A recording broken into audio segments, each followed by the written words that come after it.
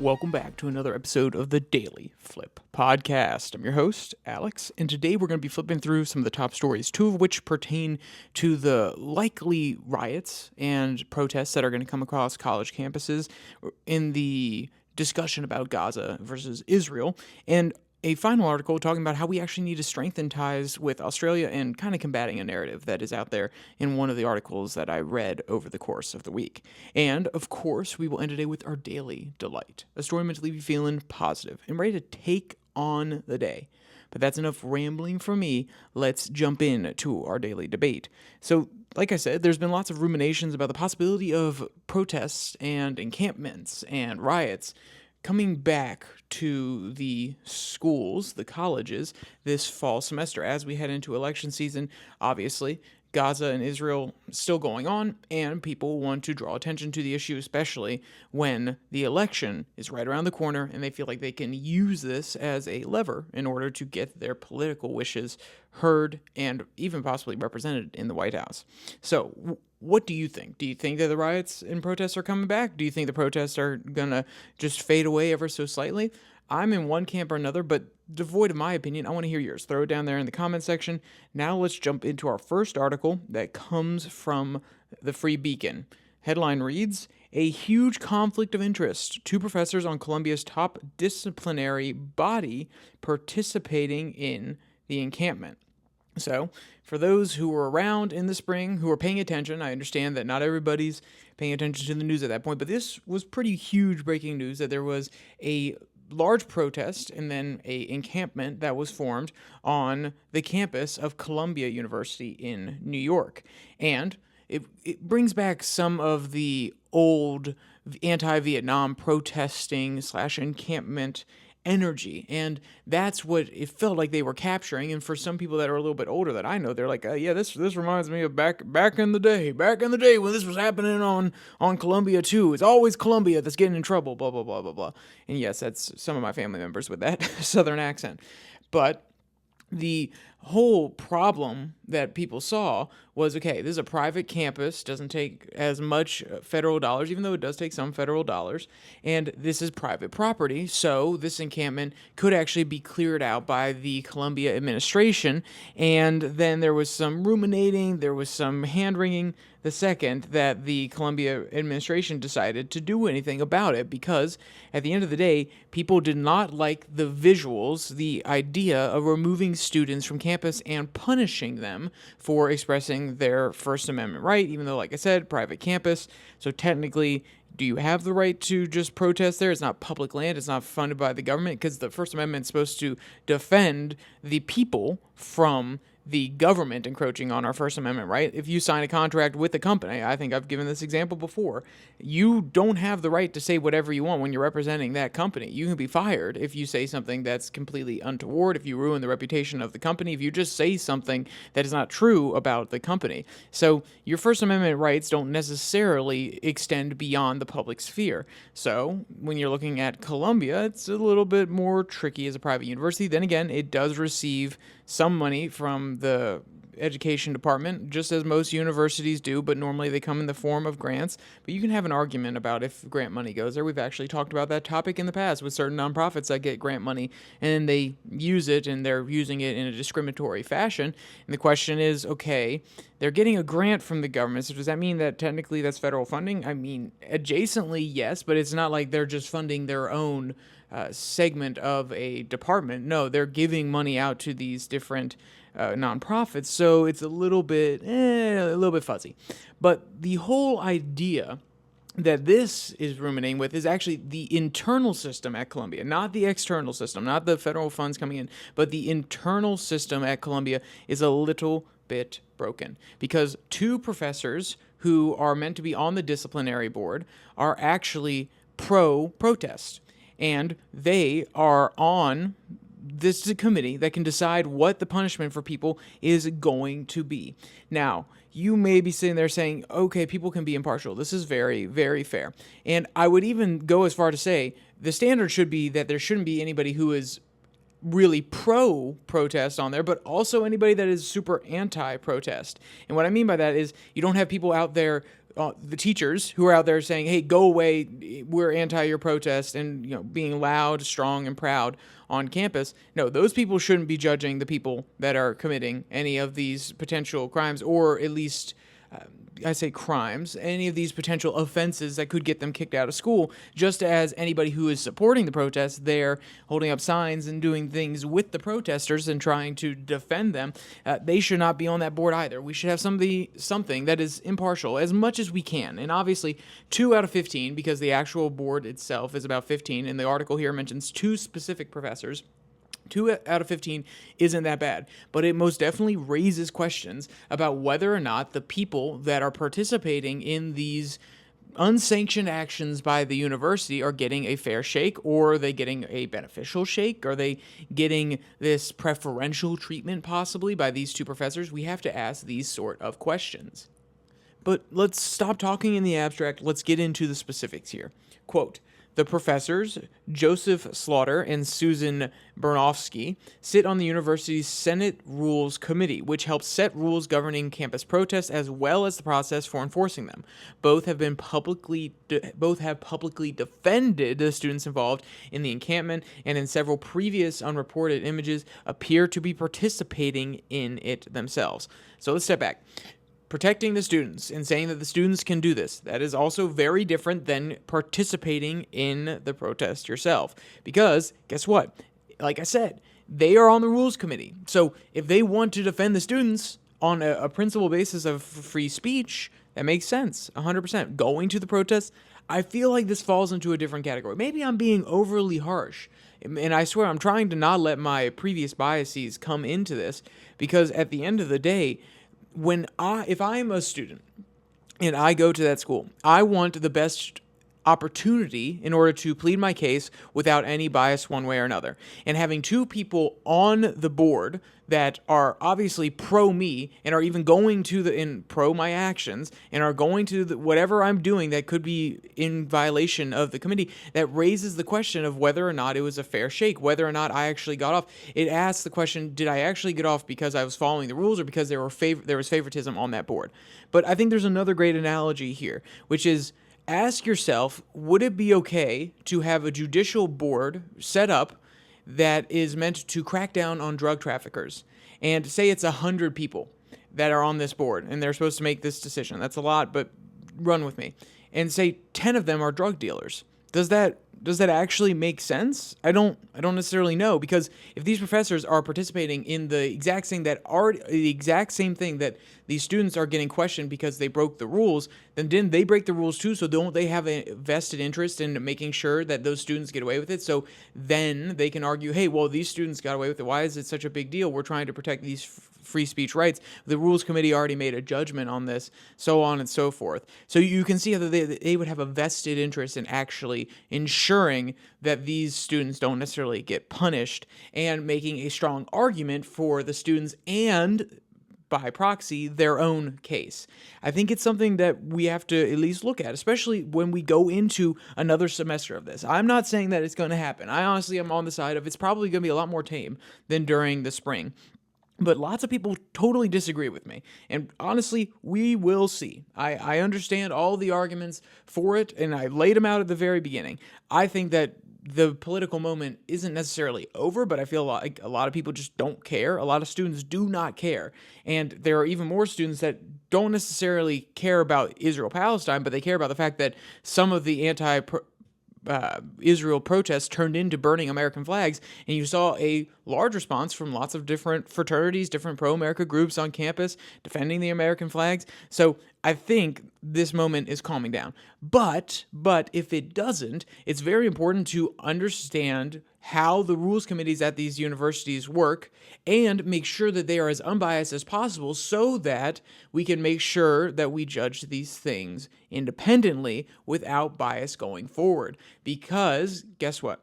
If the rule is set up now that you can hold a college campus hostage, which we will actually get into in our second article, which talks about UCLA. If you can hold a campus hostage and you set that standard, guess what? You're going to see repetitions of this for years to come. If you can protest and take over buildings and shut down classes and move the last part of the semester online and you do all your exams online, if any of this sort of stuff can happen and you allow it to happen and you give people that do it a free pass, then anytime anybody has a pet political project that they're very passionate about, that they can get people organized about, they can shut down the entire campus.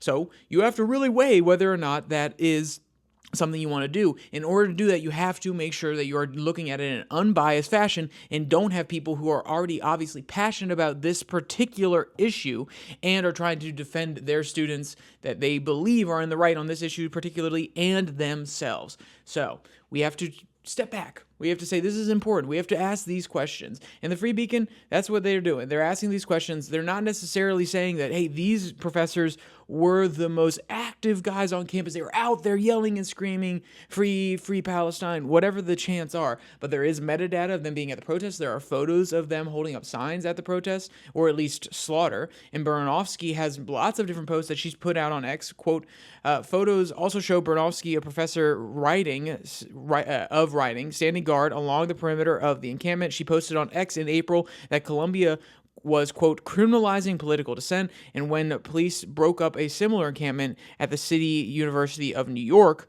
called for, quote, amnesty for all involved.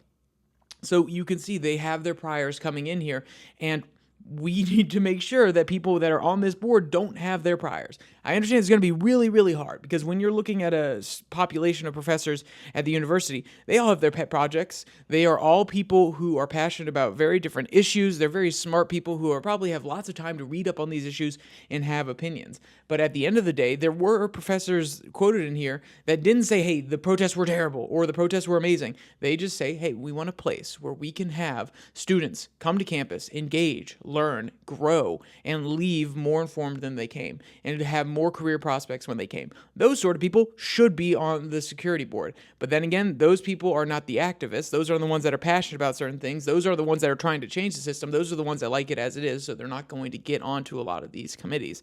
That's why you see a lot of bureaucrats, because they feel as though they can change the system. The bureaucrats are normally the ones that have the bigger ideas, the big changes, and that's why they get involved in the first place.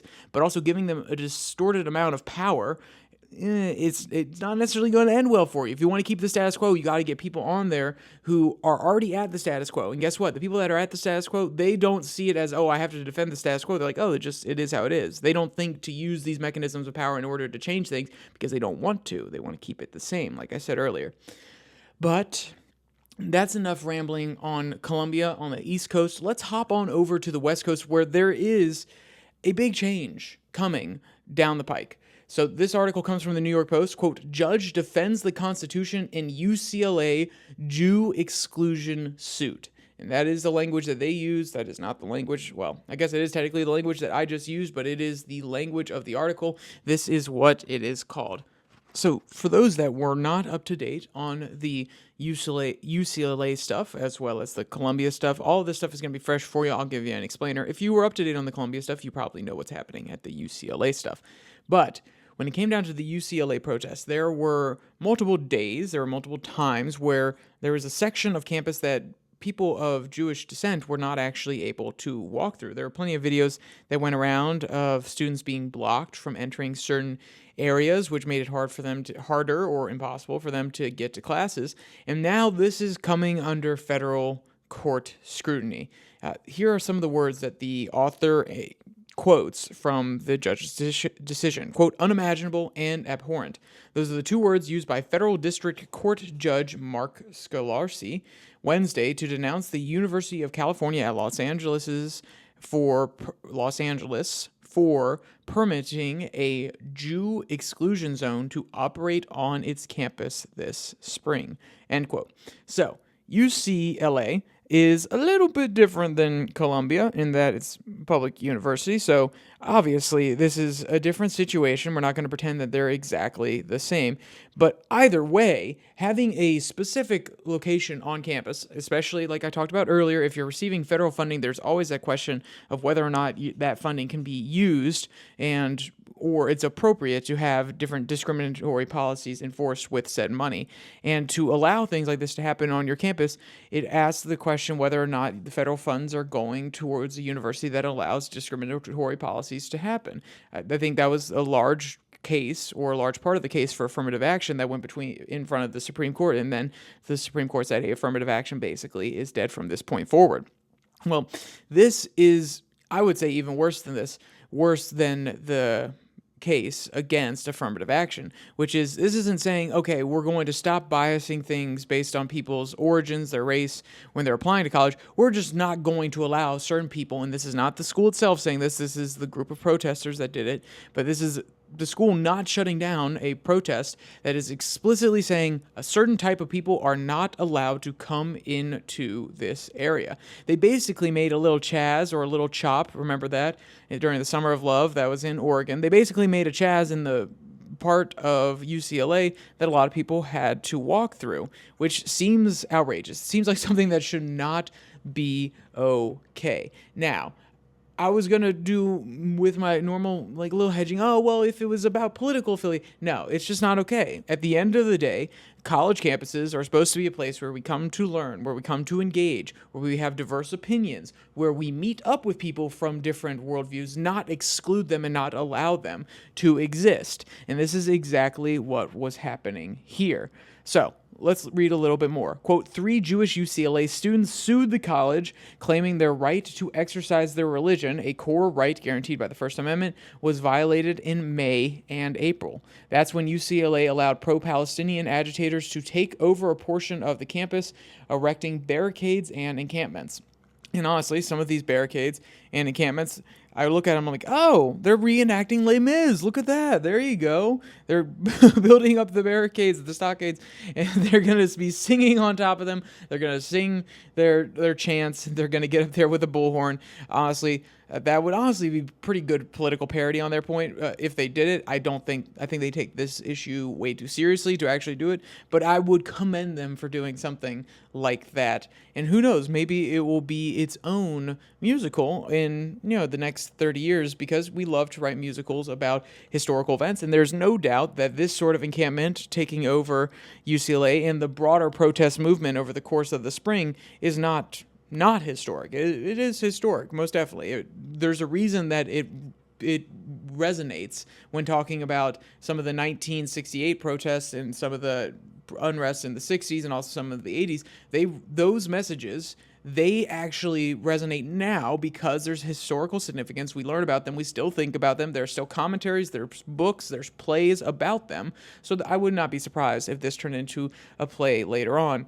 But if this judge has his way, that will not be the case going into this fall semester. Quote, the lawsuit will last months, and in the meantime, Scolarci took the unusual steps of imposing a preliminary injunction against the university, an ultimatum, in fact. Any part of the campus that is shut down for Jewish students must be shut down for everyone. UCLA announced it will appeal, claiming the judge's orders will hamstring our ability to handle events on the ground. End quote. And that's the point. That is 100% the point. If the campus is shut down for a certain segment of the population that's discriminatory, so guess what? Just shut it down for everybody else. And UCLA's crying, say, whoa, whoa, whoa, hey, we can't necessarily control what these protesters are going to do. We can't decide what part of the campus they're going to necessarily shut down. And you know what? That's a fair enough argument on their part, because guess what? The protesters outside, people who are coming in, doing these sort of disruptive things, they are trying to cause a scene, and they should be. This is civil disobedience. They should be arrested. I'm not necessarily saying that they get the full term. I think not necessarily a slap on the wrist either, but something like, a $100 fine. Because guess what? They are using their First Amendment rights. They are expressing themselves politically. Civil disobedience has been a large part of the American system. And civil disobedience is walking into traffic and linking arms. You're getting in people's ways. You're disturbing them. You are causing a scene. You're getting the news story. That doesn't mean you can just get away with, oh, yeah, we love civil disobedience. And then they don't do anything. Because guess what? Then it becomes normalized. If they don't get a fine, if it's still not seen as bad, it's just, oh, everybody's doing some civil disobedience, then it loses its weight and they have to go more extreme. So we still give them fines. We still arrest them. Because guess what? Then being arrested is still a pretty big thing. Most people, if you're arrested, it's like, oh, why'd they get arrested? That still draws attention to your news story. So all of these things can still be true, and I think we should support civil disobedience to the degree that it's not turning into riots. And at the end of the day, it is people using those First Amendment rights in order to make sure that their political message gets out there. And I don't necessarily disagree with people trying to do it on college campuses, but UCLA is going to be mad because at the end of the day, this civil disobedience and this injunction from the judge is basically going to make them, if the appeals don't go through, technically while it's on appeal, they don't necessarily have to enforce it, but the injunction should mean that they should enforce it. It will mean that if there is another campus-wide or even just a small segment of campus that is shut down to a certain segment of the population, that they cannot allow anybody to go in there. That has to be shut down for everybody. The judge is trying to make it inconvenient for UCLA, so UCLA does exactly what I just talked about, which is arrest these people, bring them in, give them a small fine, give them a disturbing the peace fine, whatever it may be, something small, and get them off the campus. The judge is trying to say, yes, I understand it's going to be inconvenient, but you should be the ones taking this down, because at the end of the day, they actually get what they want. If the police come in and shut it down, the people who are protesting,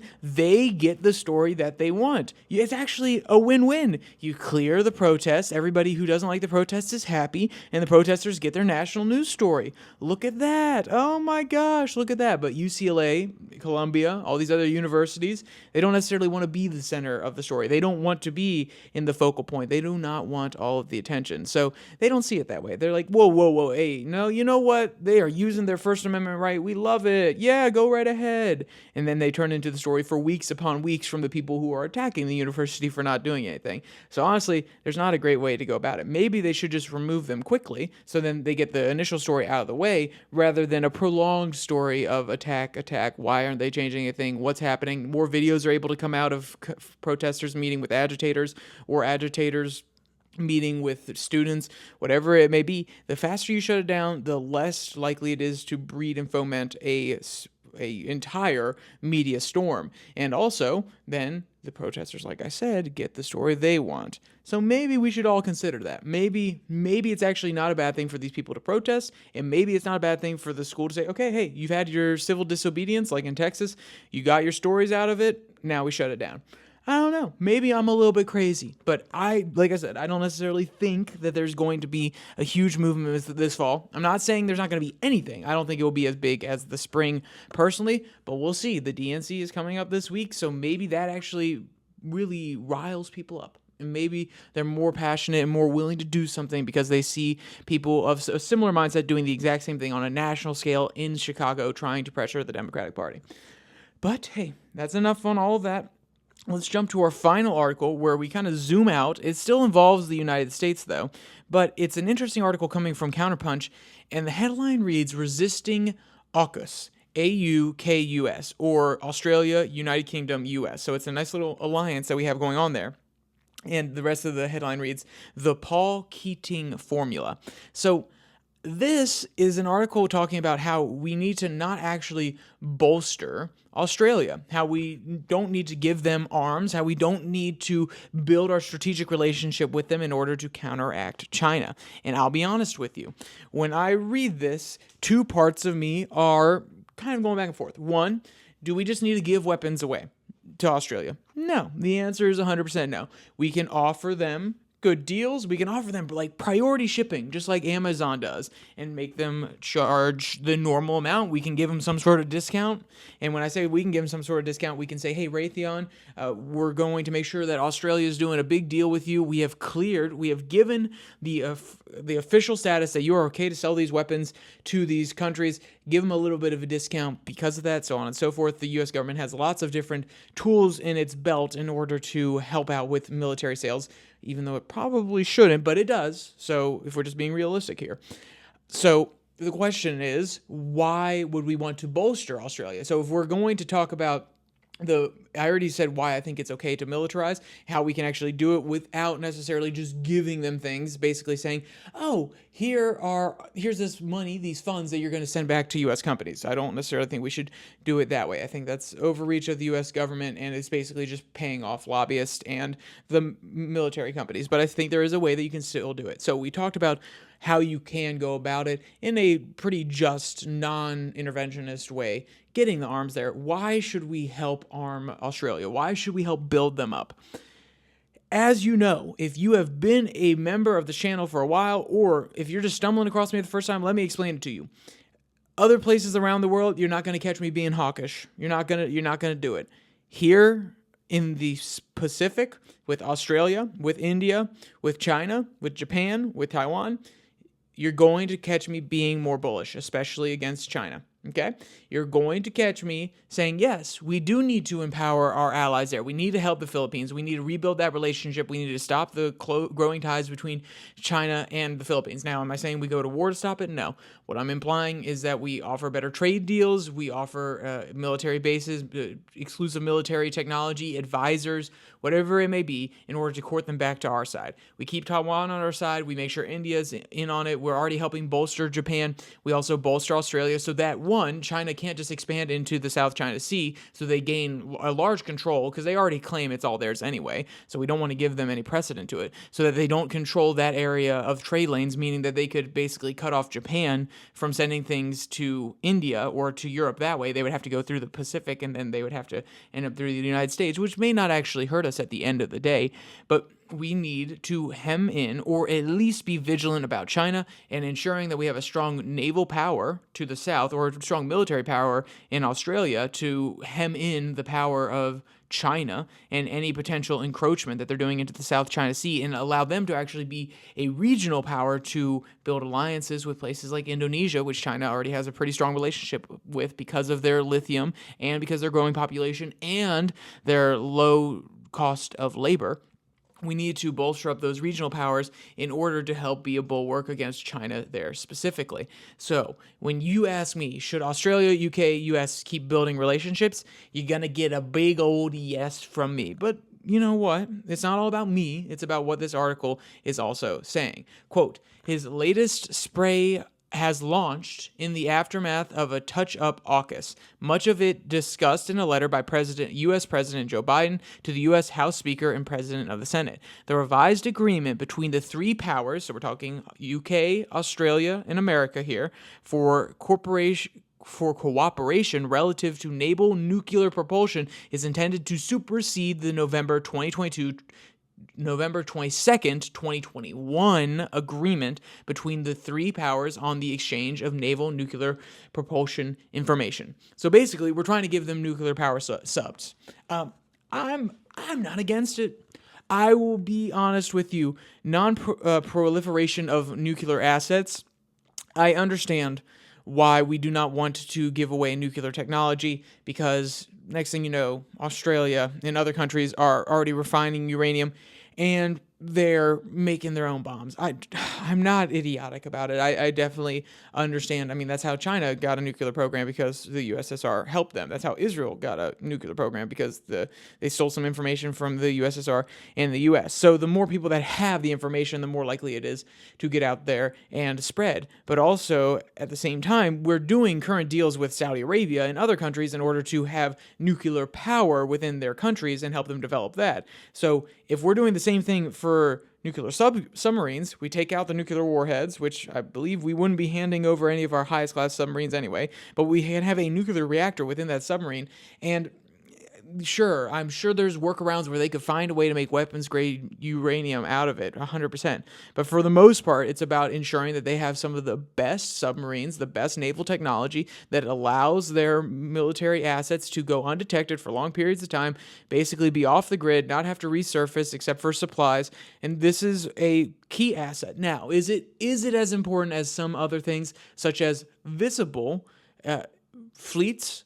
Not necessarily. I think, honestly, it's more important to have a strong fleet that is seeable over land for, how should I say, posturing that's what I was talking about earlier, hemming in China. It's not necessarily just about, what they actually can do in case China attacks. We want to prevent a China attack in the first place or an encroachment on any of our allies in the region. So actually posturing and having a visible fleet would be more important than having the invisible submarines, which will be very effective in battle, but not necessarily when it comes to posturing. Then again, when you sell submarines and it's on the books and China's like, oh, whoa, Australia got 2 more submarines. They're a lethal force. Maybe we don't want to go to war with them. That also does the same thing. But at the end of the day, is this the top priority, getting them nuclear submarines? No. But to pretend as though we need to not encourage this trade deal, this alliance, this cooperation between the 3 nations is idiotic. And I think this is,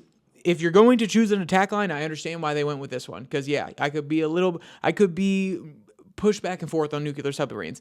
But the point being that using it as a leap board, as a diving board into attacking the overall AUKUS, like I said, Australia, UK, US, I think is a bad move, because I don't think we should be attacking or criticizing AUKUS. At the end of the day, we want a strong posture in the Pacific region, especially considering some of the resources that are coming into access. I mean, Australia has large mineral deposits. So does Indonesia. They're the emerging economies right now. A lot of trade lanes are there.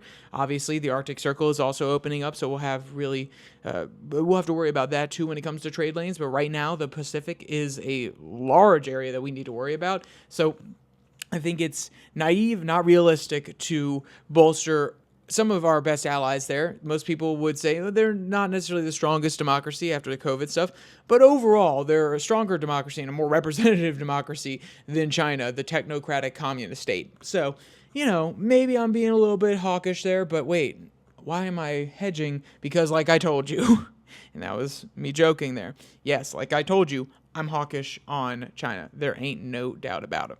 All right, so with all that said, all that negative stuff out of the way, all the informative stuff out of the way, let's jump into our daily delight. This one comes from Woo Globe, and the headline reads, "Hilarious moment as adorable Dotson tries to conquer his fear of feathers." And I'll be honest, I was very confused at first. I was like, what is this little guy doing? He's attacking the feather, he's biting it, he's chewing on it, he's putting it on his nose, it's going shh, and he's blowing it around, his tail's wagging. Honestly, I think the article gets it wrong. I think he's having more fun than he has a fear of it, but hey, that's just me. Maybe you can judge it yourself. And if you want to see this video, or you want to read any of today's articles, there's a link in the description below the like and subscribe button. Also down there, you can find the podcast on Spotify, Pocket Cast, and Podvine, as well as the Twitter handle at Your Daily Flip, where I post a Twitter tirade every Tuesday and Thursday. So, with all that said, there's only one more thing to say. Stay safe, don't die.